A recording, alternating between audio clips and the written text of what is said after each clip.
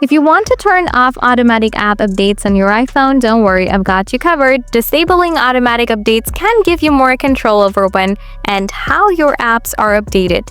Here's how to do it. Solution 1. Turn off automatic updates in Settings. Open Settings, scroll down and tap App Store. Under Automatic Downloads, toggle off App Updates. Solution 2. Manage app updates manually. Open App Store. Tap your profile icon at the top right of the screen.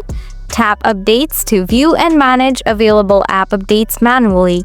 Solution 3. Disable cellular data updates. Open Settings, scroll down, tap App Store, toggle off automatic app updates.